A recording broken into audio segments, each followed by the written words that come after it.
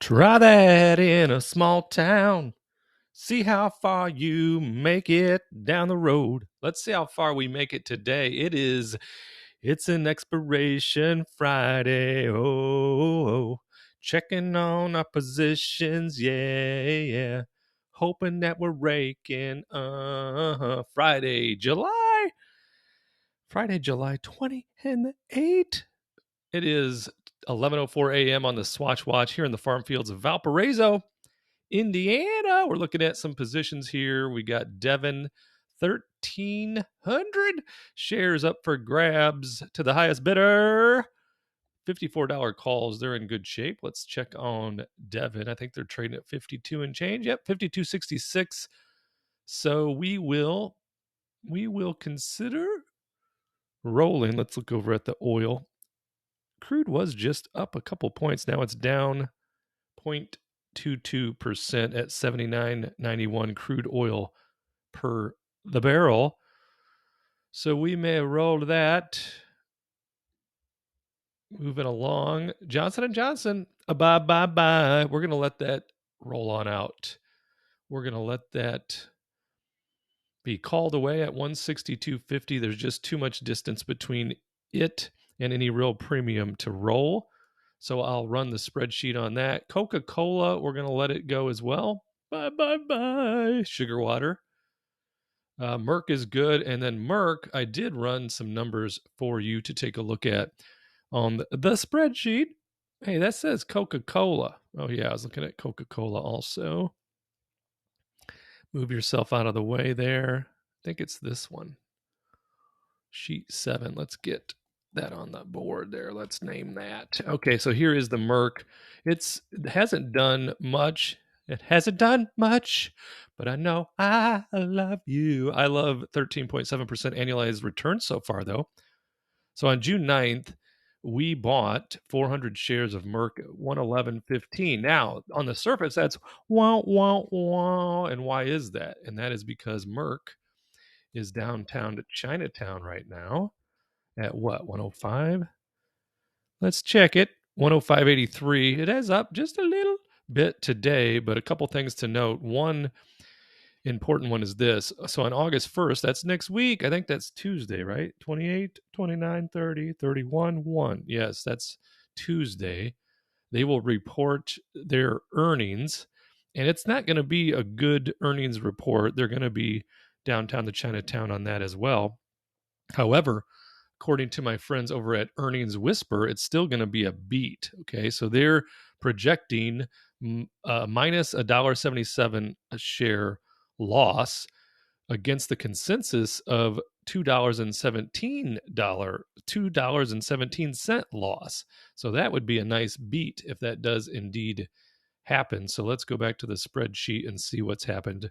So we bought those at 115 or 111 and 15, 400 shares for a total of $44,463. Then we immediately sold calls at 112, 4 contracts representing the 400 shares, and collected $264 bills, y'all. And then on July 11th, we got that sweet divvy. We got that dividend, put $292 in our pocket. And then on July 14th, we sold a call at a 111 because Merck was already down. So we got almost nothing because it was a conservative sell. We were trying to protect our position, cover our keisters. So we collected $60 on that. And then last week we rolled it out to today, an expiration of today. So on July 21st, we rolled the 111 for contracts for 204. And now we've put $820 of cash flow right into our skinny jeans, which is on 49 days into the trade so far. That is an annualized 13.7%. So not great, but hey, I'll take 13.7% every day of the week and twice on Sunday. So our current thought is this, getting back to the big board, we're going to let the 112s expire, keep all the money into our pocket, and then we're not going to roll it or put on another trade until after earnings, because we're hoping that there's going to be some sort of a positive bump to the stock. And then when that does indeed happen, we will then sell the calls. So that is our plan there. And then you're not going to believe it, but it's true. Girl, you know it's wicked. true. We're going to let the Suncor go, and here's the reason. And I actually can't wait to put the spreadsheet together on Suncor because that's been my favorite trade over the last 6 weeks or however long that's been. It's been just probably our best trade all year, I would imagine, once we put the numbers together. But if we tried to roll it right now, if we rolled out the barrel right there, if we rolled it at, put yourself back in the corner. Nobody puts baby in the corner. You know that. So if we rolled and we stayed at the 29, okay, which is what we've been doing this whole time, we'd only collect 180 for the week. And that's still, it's not shabby, but it isn't great for the volatility of this asset. So if we looked at $180 divided by the $58,000 that represents, divided by another 7 days into the trade and then annualized, we would be at 16.1%. And we've been well over 20, close to 30 on a lot of the trades, rolling these just a week out. So we'll keep watching it today just in case, because what would go on now, I would imagine, is Suncor starts to retrace today, then we might be able to get a little bit more action on our $29 roll. Otherwise, we're going to let it go. We're going to let it go, collect our $58,000 back in our pocket, and then we'll add up all of our cash flow that we've collected since being in that trade. Same with AT&T. We'll let that expire and then wait for it to bounce back again because we sold that. We had pretty good timing on selling that call. We did have a nice little rally with AT&T. It got up over up over $15 a share. And then we sold those 10 covered calls. And if you look at it now, it's in the 14s and change, 14.58. So it is up today, almost 0.5%, but we'll let it go back up if it does indeed go back up. And then on the target, we'll probably roll that as well. We'll roll that out and up because what I want to do with the target is to protect two things. One would be the upcoming earnings and the dividends. So I have yet to collect a dividend on target. So I'm very excited about doing so because they're going to pay me over $1 a share for the quarter. And we've got that ex-dividend date on August 15 and earnings date on August 16. So I want to slowly roll my way on up on the target and then have it expire before either of those two events take place. So we'll look at rolling it for a week. In fact, we can look at it right now. We could look at it right now. Let's see. Roll this thing out. See what happens if we go out 7 days. Because if we go another 7, we could go 2 weeks if we wanted. Let's run both numbers and see what's up. Right or wrong? Yeah. Right or wrong, say right. So if we roll it up and out, and it doesn't matter. It really doesn't matter how much we collect in the premium here because I want that next dividend. And so I think if we win at 143, that would protect my original position, which is 142 and change. We're climbing our way back up. Yes, we are.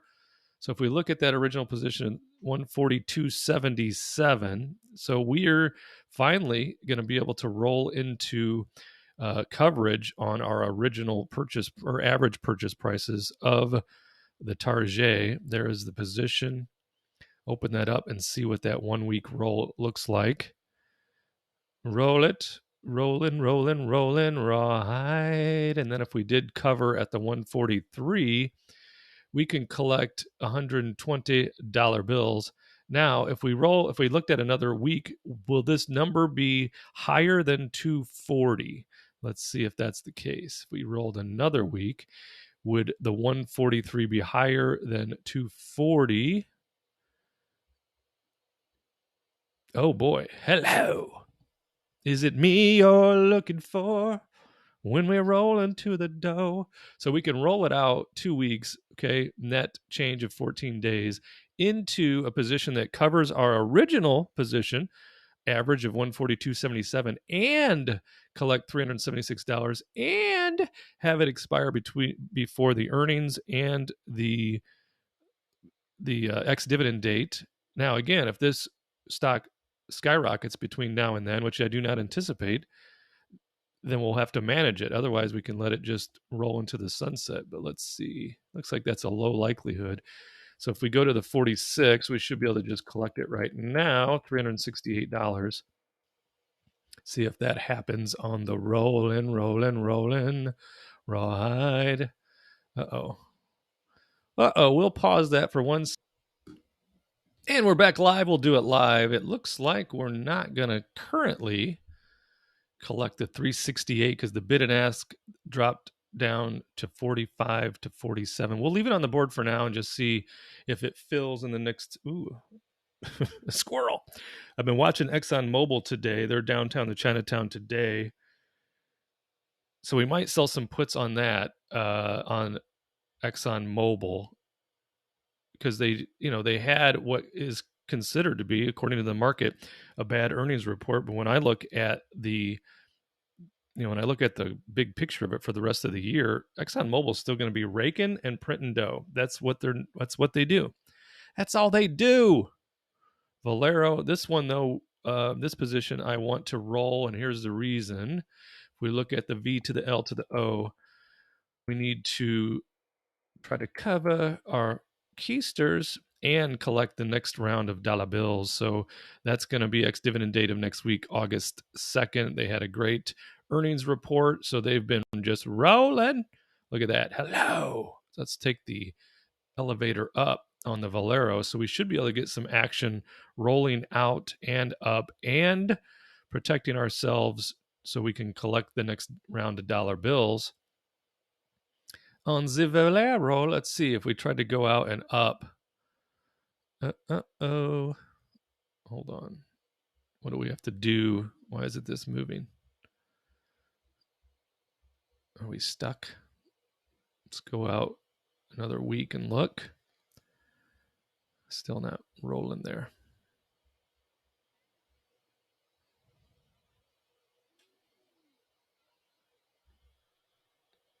Because we need to cover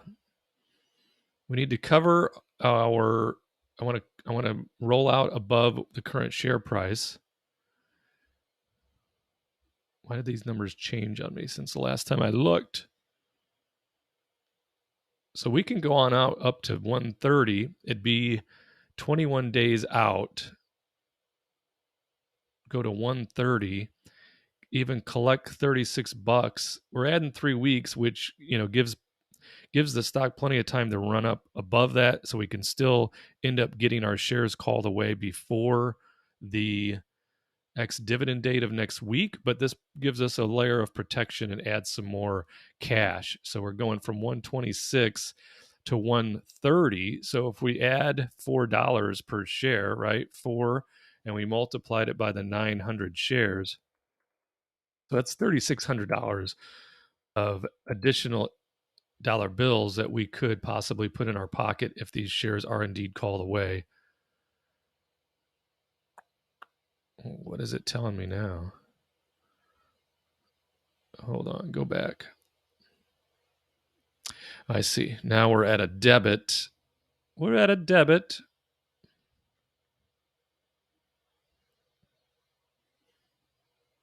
Which I'm fine with. I'm fine paying a couple dollar bills.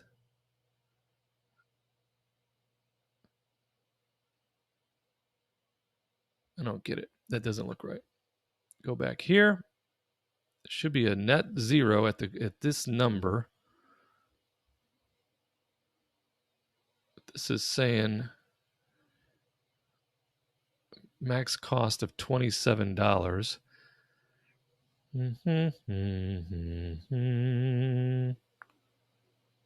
Max cost of $18 bills.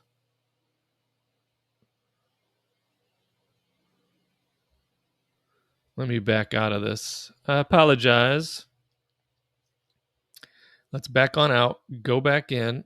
Okay, so there's our average cost, $125.07. That's where we got up. That's where we came up with the 126 on. I don't know what's going on with my screen. It's not wanting to scroll. So I'm going to head on out of this video, see what's up here.